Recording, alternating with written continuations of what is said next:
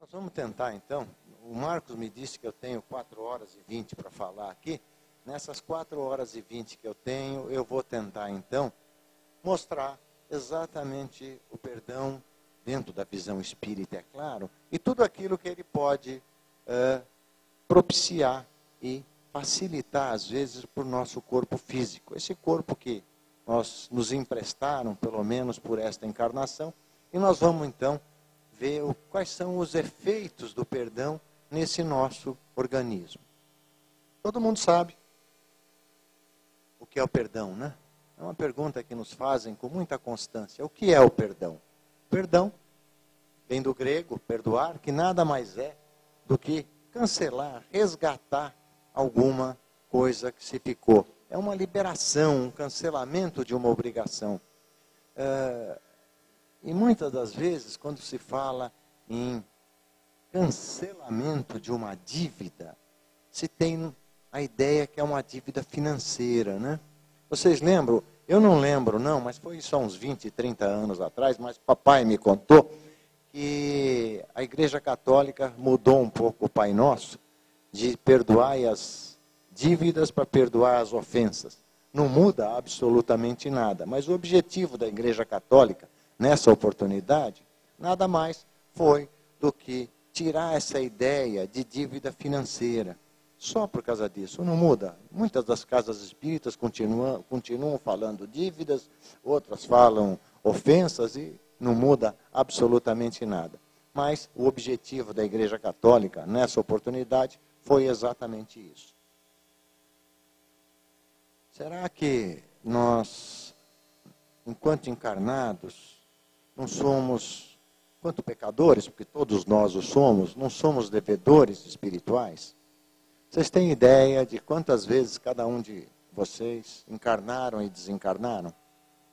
Só para dar uma ideia, um companheiro da casa que eu trabalho, que trabalha comigo na casa onde eu trabalho, um dia foi ao Chico Xavier e perguntou: Chico, quantas vezes eu já encarnei e desencarnei? Eu estou vendo que aqui só tem gente moça, acredito que ninguém conheceu o Chico, mas o Chico sempre foi muito doce em todas as suas respostas. E o Chico então virou para ele e falou: o meu filho acha que já encarnou e desencarnou quantas vezes? Ele falou: umas 10, 20. Ele falou: multiplica por 1000 que está muito bom.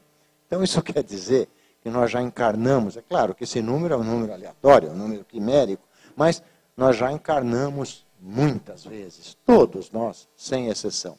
E como todos nós encarnamos muitas vezes, a gente acredita que nós já demos paulada em cabeça de dinossauro, na época das cavernas, arrastamos a mulher pelos cabelos. Na época, então, da Idade Média, colocamos uma cruz no peito, na época das cruzadas, e matamos um monte de gente dizendo que estava matando em nome de Deus. Quer dizer, tudo isso nós já fizemos um dia, né? Hoje nós já superamos tudo isso, hoje nós estamos caminhando já para a nossa angelitude, principalmente vocês, já estão aí num patamar bastante elevado. Eu, pela vida que eu levo hoje, eu tenho uma certeza. Eu, numa vida passada, eu nunca empurrei os cristãos para a arena dos leões. Mas que eu abri a portinha para o leão passar, eu tenho certeza. Mas continuando então, nós vamos ver que Cristo, de uma forma figurativa, ele sempre ensinou os seus discípulos, quando ele foi solicitado, como que eles orariam. A primeira oração que ele ensina para todos é aquela que nós acabamos de comentar, né? Perdoai as nossas dívidas, assim como nós perdoamos aos nossos devedores. Isso está em Mateus, no capítulo 6, no versículo 12. Foi aí, então, que ele começou, inclusive, quando ele ensinou os seus discípulos a orar, que ele fala em perdão de uma forma muito clara. O que é mais importante? Perdoar ou pedir perdão? Nós sabemos que perdoar é o modo mais sublime de crescer. E pedir perdão é o modo mais sublime de se levantar. Então, a doutrina nos ensina que nós todos só podemos olhar alguém de cima quando a gente fala assim: vem cá, amigo, que eu te levanto. É a única hora que nós podemos olhar o nosso irmão por cima. Porque fora isso, nós somos exatamente iguais estamos sempre no mesmo plano, independente de cultura, independente de posição financeira, pelo menos nessa encarnação em que nós estamos vivendo. A doutrina espírita nos ensina que quando existe um desentendimento, principalmente entre amigos, entre pessoas que se querem bem, fica difícil a gente entender aquilo e tentar perdoar, né? Porque a gente carrega, às vezes, uma amargura, joga nas nossas costas uma amargura, um rancor, que fica difícil da gente tirar, principalmente quando vem de uma pessoa que a gente quer bem, né? Porque todos nós carregamos uma mochilinha nas costas, né? E todas as vezes que nós guardamos um rancor, um ressentimento e até um ódio, nós vamos jogando esse peso todo nas nossas costas e nós vamos verificar que nós vamos ficar que nem esse bonequinho da imagem aí. Quer dizer, sufocado por esse próprio peso que nós estamos carregando. Por outro lado, cada vez que a gente tira, que a gente perdoa alguém, que a gente tira do nosso coração uma mágoa, um rancor, nós tiramos das nossas costas um peso, isso vai fazendo com que nós fiquemos cada vez mais erectos, cada vez andando com uma forma muito mais tranquila e tirando esse peso, principalmente do nosso coração, né? Porque nós podemos carregar pedra e podemos não carregar, é uma opção de cada um de nós. Se nós gostamos de carregar pedra, vamos jogando essas mágoas nas nossas costas e sentindo durante toda essa encarnação esse peso que a gente tem que carregar. A gente vai perceber que todas as vezes que a gente perdoa alguém, a gente diminui o nosso estresse. Eu perguntaria, algum de vocês conhece alguém que a gente chega de manhã e fala assim, bom dia, ele fala, bom dia, coisa nenhuma, está chovendo. Bom dia, coisa nenhuma, está frio, está calor, ou seja, ele sempre tem uma observação negativa. Essa pessoa, com certeza, tem dificuldade em perdoar. Por quê? Porque ela se sente com esse peso muito grande em suas costas. Ela tem dificuldade, sim, de perdoar os seus desafetos.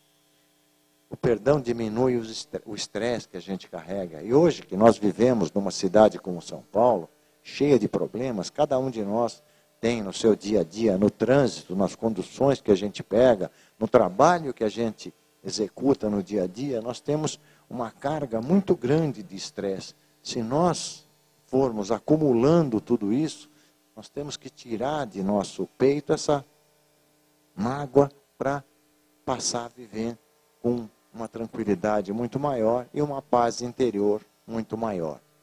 E o que é o auto-perdão?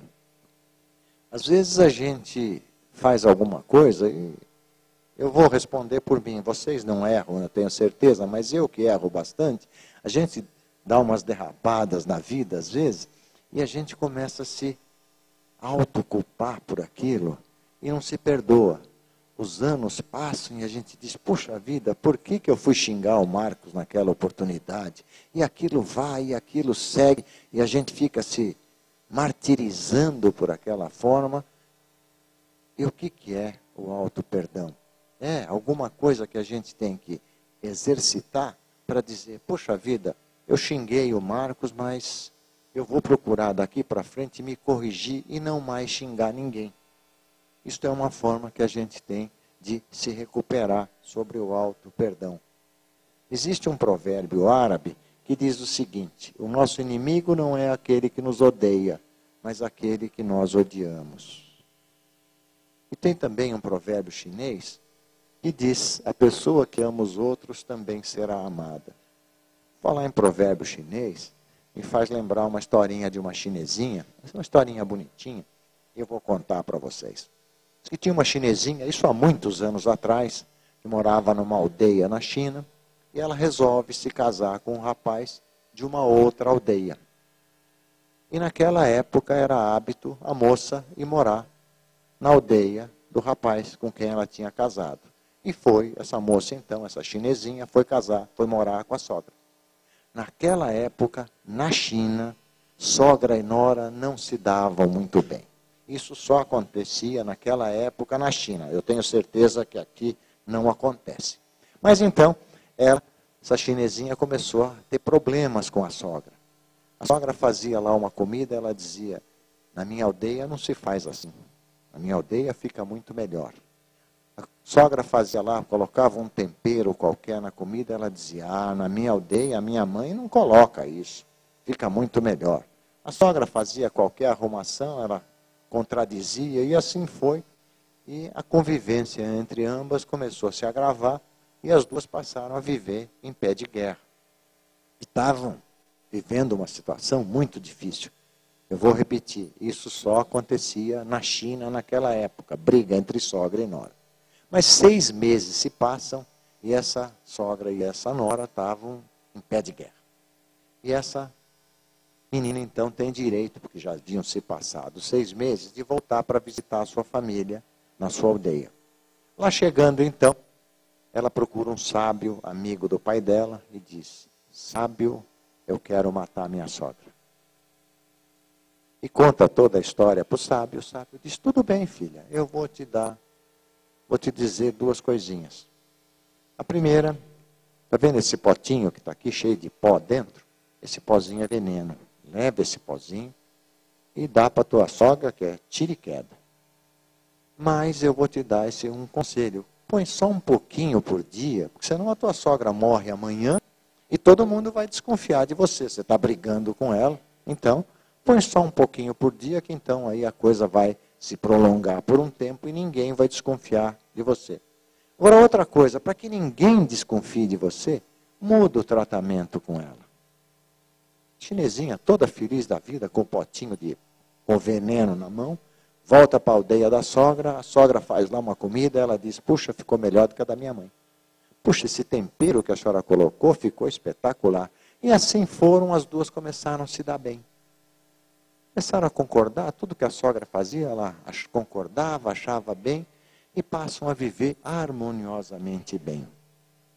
6 meses, de novo, se passam, e ela tem direito de voltar para ver a família. Primeira coisa que ela faz, vai visitar o sábio.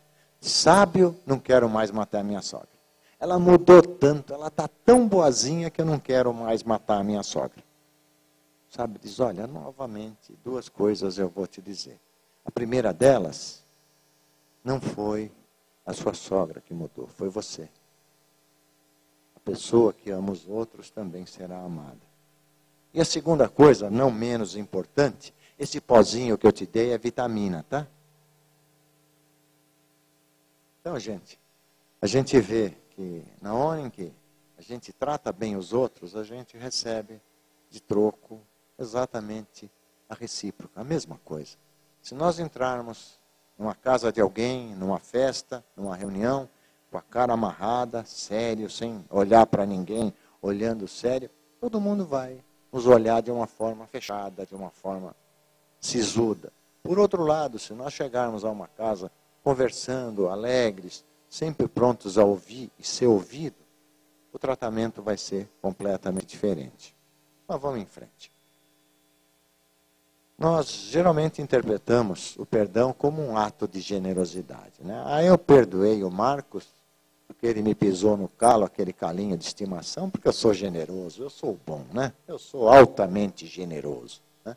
Será que é assim? E quando a coisa é um pouco mais séria?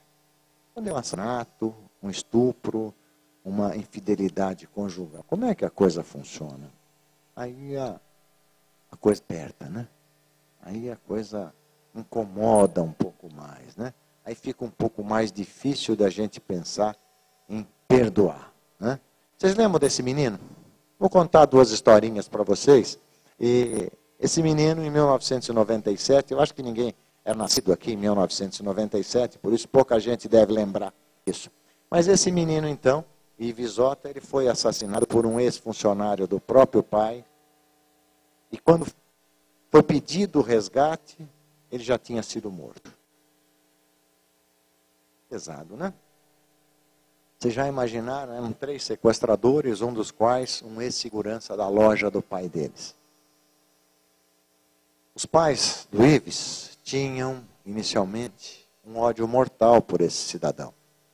Mas era muito sério o ódio que eles tinham por eles. Até o dia em que eles foram numa casa espírita como essa, e lá receberam de uma orientação espiritual que o Ivisota só descansaria no plano espiritual na hora em que eles perdoassem os assassinos do filho.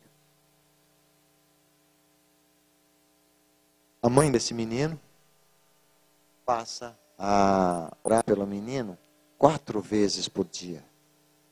Ela normalmente rezava 4 vezes por dia, tentando atender exatamente o que ela havia recebido como orientação no plano espiritual.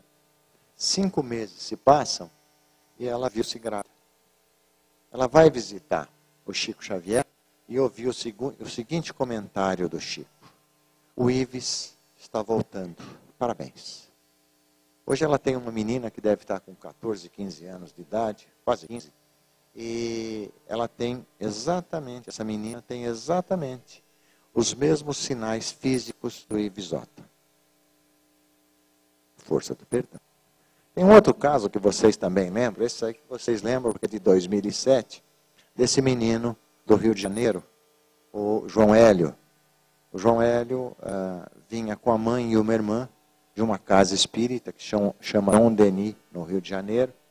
E é uma casa muito considerada no Rio de Janeiro, esse centro espírita Leon Denis. Eles vinham e sofreram uma tentativa de roubo do carro, de fato foi consumada. Ela tirou a Aline do banco de trás, a irmãzinha dele. Quando foi tirar o João Hélio, ele ficou preso no cinto de segurança e foi arrastado por 7 quilômetros. 7 quilômetros arrastado. Não preciso dizer o que aconteceu com o corpo dele. Essa mãe, logo depois, apareceu, eu vou dizer com tranquilidade, não se passaram 15 dias do ocorrido, ela aparece na mídia, essa mãe, dizendo que perdoava os assassinos do filho, que eram pessoas, eram espíritos que ainda não tinham evoluído. Inicialmente, quando eu vi essa declaração dela, eu não sabia que ela era espírita, eu achei aquilo espetacular, né? No sentido de um entendimento dessa mãe em vendo o filho ser assassinado e ela dizer que perdoa os assassinos do filho.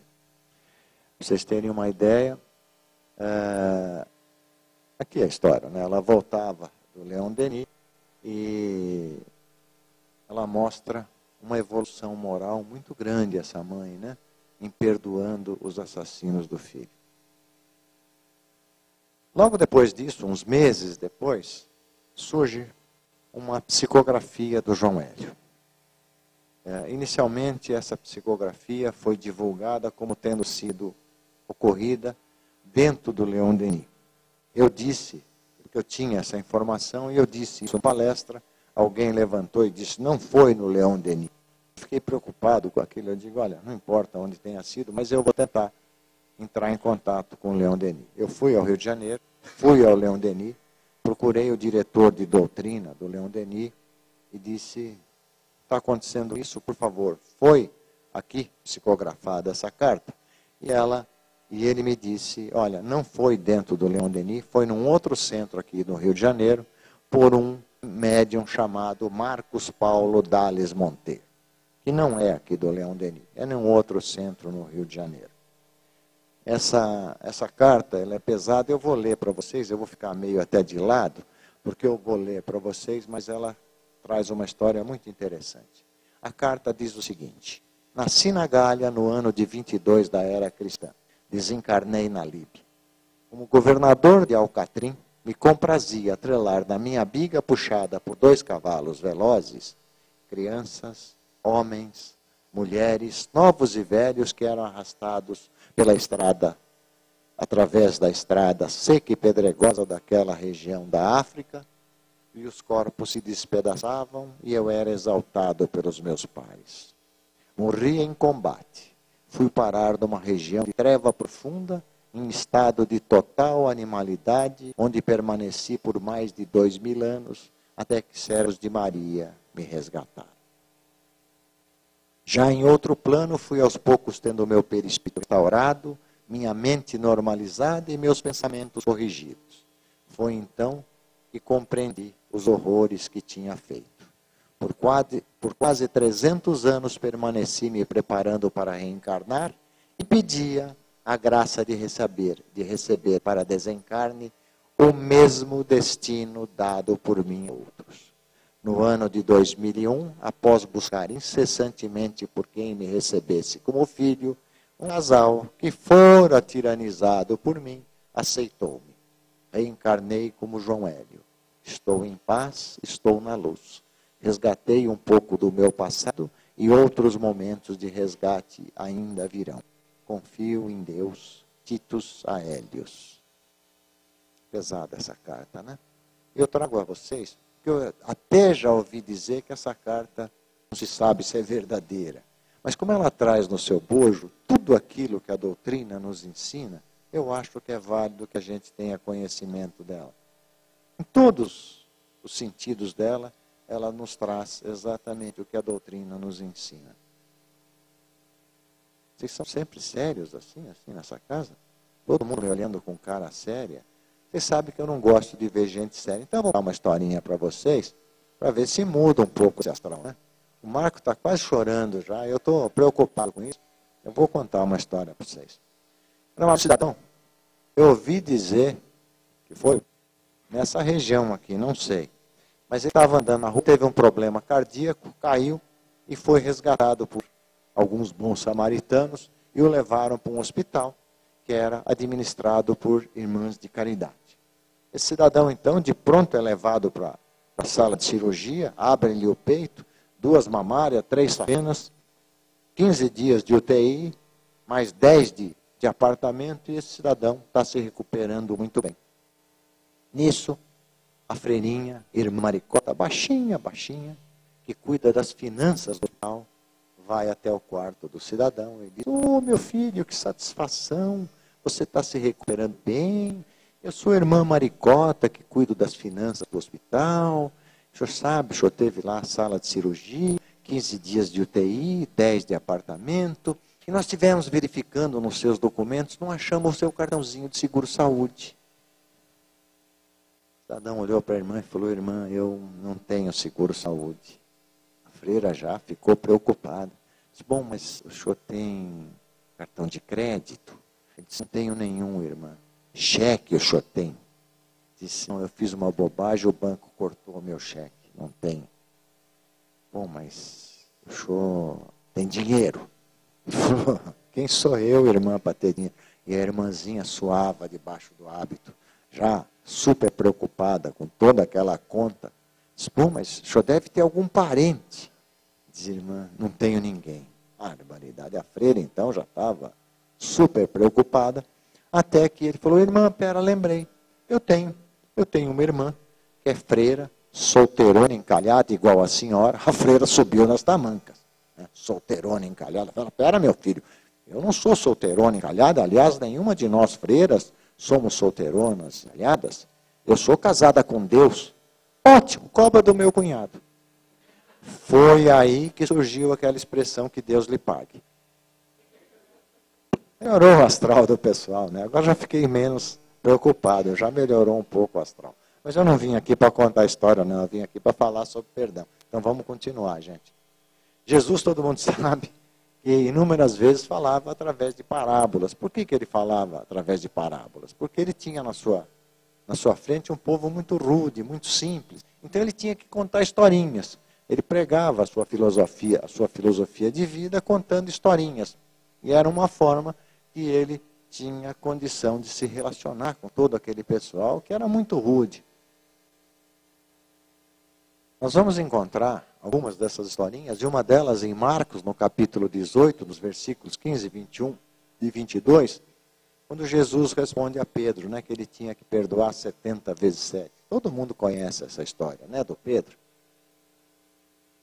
Por que que... Vocês sabem por que essa história? Porque naquela época se respeitava a lei de Moisés, a lei mosaica, que era a lei que tinha que ser cumprida pelos judeus. E o Pedro teve lá um desentendimento com alguém e chega para Jesus e diz: "O senhor acha que eu tenho que perdoá-lo 7 vezes? Porque a lei mosaica mandava que se perdoasse 3 vezes. Então ele, para se fazer de bom perto do mestre, Diz, o senhor acha que eu tenho que perdoar 7, ou seja, mais do que o dobro? Jesus então diz para ele, não, são 70 vezes 7. Aí tem uma duvidazinha. Alguns autores falam em 70 vezes 7 e outros traduzem como 70 vezes mais 7. 490 e 77. Pouco importa. As duas traduções, porque mais ou menos a gente entende essas dualidades. Vocês lembram? As moças com certeza vão brincar daquela brincadeira de telefone sem fio, quando alguém chegava no ouvido da primeira pessoa e contava uma historinha, ou falava uma frase, ela falava para o outro, para o outro, para o outro, quando chegava lá no fim a história estava completamente diferente. Jesus falava em aramaico, e às vezes até num dialeto, mas na grande maioria das vezes ele falava em aramaico. Depois isso foi traduzido para o hebraico, depois para o grego antigo, depois para o grego e depois para as línguas europeias. Dá para sentir a historinha do telefone sem fio? Então essas dualidades de traduções, elas ocorrem. Mas 490 ou 77, pouco importa. Jesus, quando contou essa parábola e tem essa passagem, o que ele quis dizer é que o perdão tem que ser incondicional. O perdão tem que ser dado sempre, tem que se perdoar sempre, independentemente do número de vezes que for necessário. Ainda em Marcos, nesse mesmo capítulo, nos versículos 23 e 24, Jesus nos traz uma outra informação que é muito importante. Ele diz que nós temos que aproveitar esta caminhada, ou seja, esta passagem, esta encarnação, para que nós aparemos as arestas com os nossos desafetos. Eu faço uma pergunta, mas por favor não me respondam. Quem é que de vocês tem na família uma ovelha negra? Não respondam não e não pensem no cunhado nem na sogra. Porque às vezes a ovelha negra somos nós, viu gente? A gente tem que tomar um pouquinho de cuidado nesse sentido. Agora, essa ovelha negra é colocada na nossa família exatamente pelo plano espiritual maior para que a gente apare uma aresta de algum problema existido numa vida passada. Então, se nós não fizermos as pazes, como Jesus está nos dizendo aqui em Marcos, se nós não fizermos as pazes nesta encarnação, o que vai acontecer? Na próxima, ele vem como nosso filho, como nosso pai, como a nossa esposa, como o nosso marido. Não vai adiantar nada, nós vamos ter que tentar a reconciliação de novo. Então vamos aproveitar, atendendo ao que Jesus nos ensinou, de aparar as arestas. É o que nós temos que fazer. Outra parábola que Jesus nos trouxe, essa está em João, no capítulo 8, nos versículos 3 a 11, que também todo mundo conhece, é a história da mulher adúltera. O que ocorreu nesta história da mulher adúltera?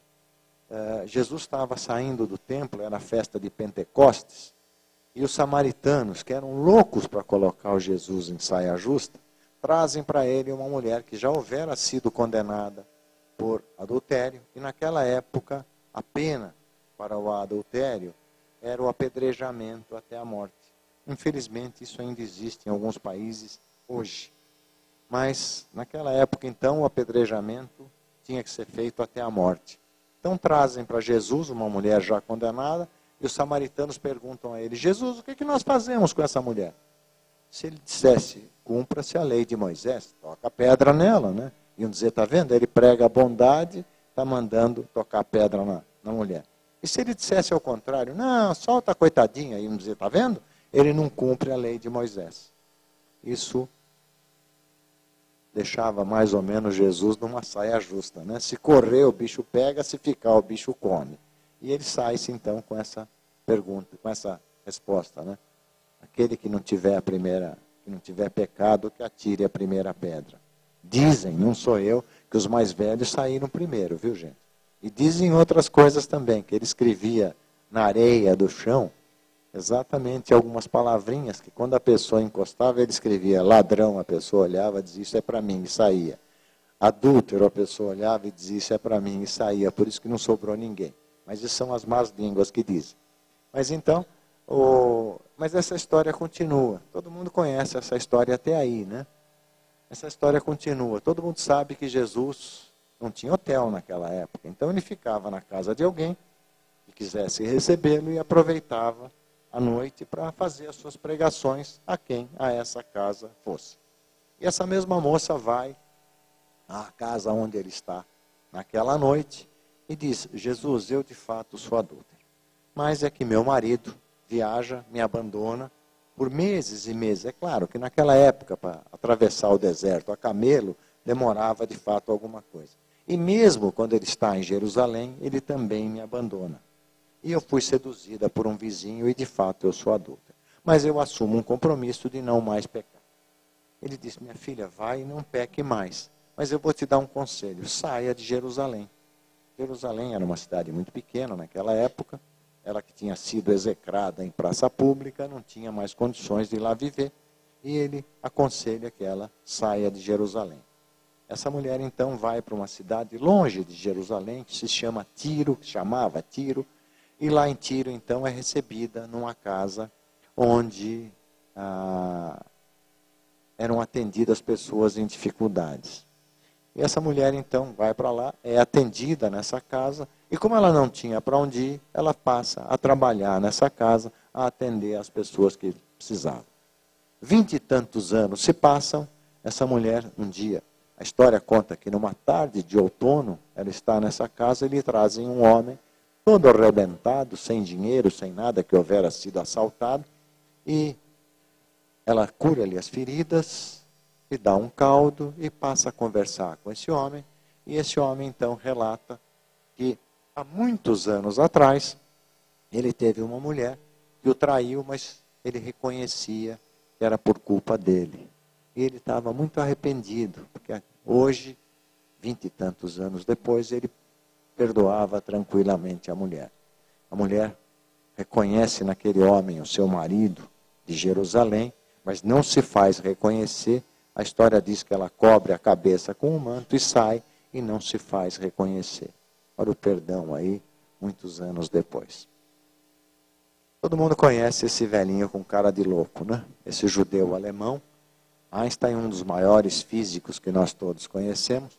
Um dia lhe perguntaram exatamente como é que ele definia o ser humano. Ele falou: é muito simples, definir o ser humano é alguma coisa muito simples. Vamos imaginar uma fila indiana. Cada um de nós, todo mundo sabe que uma fila indiana está um atrás do outro, né? Então, cada uma das pessoas que está nessa fila indiana porta na sua frente um cesto e nas suas costas um outro cesto. No cesto da sua frente, coloca todas as suas qualidades. E no cesto das suas costas, coloca os seus defeitos.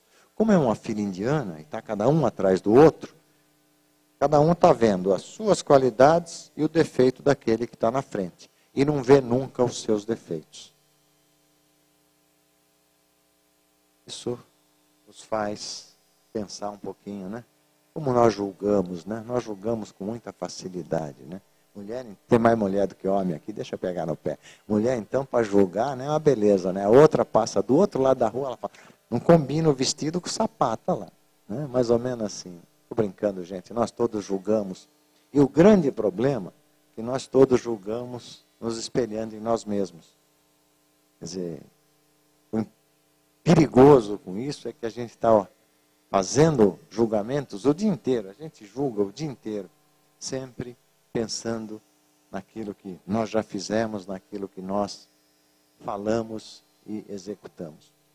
Existe um cidadão, que é um psicólogo, psiquiatra da Universidade de Stanford, nos Estados Unidos, chamado Dr. Fred Luskin. O Luskin é um estudioso do perdão. E ele, então, nos traz 5 formas fáceis, tranquilas, de se começar a exercitar o perdão. São 5 fórmulas muito tranquilinhas que ele nos traz. A primeira, ele diz que a grande iniciação do perdão é a gente se reconciliar com aquilo que a gente se magoou, com aquele que a gente se magoou. E perdoar, diz ele, é ter paz interior. Cada vez que a gente consegue tirar do nosso peito uma mágoa, um rancor, vai ficando mais fácil para a gente ter essa paz interior. E ele diz mais, que para a gente ter essa paz interior, a gente não pode valorizar às vezes, as mágoas, porque às vezes a pessoa fala alguma coisa para a gente e a gente leva aquilo, cria um tamanho muito grande em cima daquilo e a coisa fica nos preocupando e nos machucando. Então o Luskin fala que a gente não deve carregar isso no peito, não. Vamos começar. Às vezes são tão pequenas coisas, às vezes são coisas tão pequenas que a gente dá um valor muito grande para aquilo. E ele fala que a gente tem que começar a exercitar o perdão com pequenas coisas. Como é que a gente tem que fazer com pequenas coisas? No trânsito, por exemplo, quando a gente leva uma fechada, em vez de levar a mãe do cidadão nas alturas, nós devemos pensar, será que nós nunca fechamos ninguém? Na hora que a gente entra no metrô, num ônibus e toma aquele pisãozinho no calo de estimação, nós vamos pensar, será que nós nunca pisamos no calo de ninguém? Quer dizer, nós já fizemos tudo isso, né? Então, nessa hora em que acontecer alguma coisa, a gente tem que olhar e não precisa que a pessoa fique sabendo, mas dizer assim, vá em paz. E desculpe por eu ter elevado a sua senhora mãezinha às alturas. Vá em paz, eu que estou errado. Vocês já perceberam como, às vezes, um gesto muda tudo? Eu, há pouco tempo, estava no trânsito e tomei uma daquelas fechadas homéricas, né? Aquelas que a gente diz, puxa, não pode o cidadão. E eu fiquei bravo. Logo depois emparelhei com o cidadão num farol, ele fez questão de abrir o vidro, olhou para mim e falou assim, desculpe, eu não ouvi. Eu fiz assim. A gente desmonta, né? Por quê? Por uma palavra, gente. Então são pequenos gestos que a gente tem que entender que dessa forma a gente vai se desarmando e desarmando aqueles que a gente incomodou por alguma razão. O Luskin fala ainda que nós temos que, para diminuir o nosso ressentimento, nós temos que procurar aquela técnica de combater a tensão da seguinte forma, praticando ginástica quando a gente pode, dando uma volta no quarteirão, ou uma caminhada, yoga, passeio ao ar livre. Vocês já perceberam quando a gente está muito chateado, porque às vezes a gente está down, né? Baixo, um astral muito baixo. Eu faço isso, eu vou dar uma volta no quarteirão. Por que que a gente vai dar uma volta no quarteirão? Primeiro, que daqui a pouco passa uma mulher com um carrinho com uma criança, um sorriso de uma criança, já dá uma desanuviada. Para mim, passa uma moça bonita também, a gente olha. As moças também podem olhar os rapazes bonitos, viu, gente? Não faz mal, não. Não faz nenhum mal para ninguém. Quer dizer, um simples passeio, a gente distrai, a gente começa a perceber que todo aquele peso começa a diminuir de dentro da gente. E ele fala, então, que se alguém nos chatear, se alguém nos machucar, a gente começa a perceber no nosso corpo, as reações do nosso próprio corpo. Nós vamos perceber que as nossas mãos começam a ficar suadas, o nosso coração se acelera, e nessa hora ele diz, olha, para, respira fundo, e começa a lembrar de alguma coisa positiva na vida. Lembra do casamento? Não, às vezes é melhor não lembrar. Mas pensa no nascimento de um filho, né? Mesmo que sejam gêmeas e de 6 meses. Às vezes a gente vendo isso vai dizer, puxa, que maravilha que a gente tem, né? São coisas que a gente tem que estar sempre pensando, e é o que o Luskin nos pede que a gente pense sempre positivamente. E ele finalmente, ele diz que a gente tem uma vida bem vivida, que a gente tem que procurar sempre viver com alegria, com leveza, e que nós vamos superar tudo isso exatamente tendo essa vida.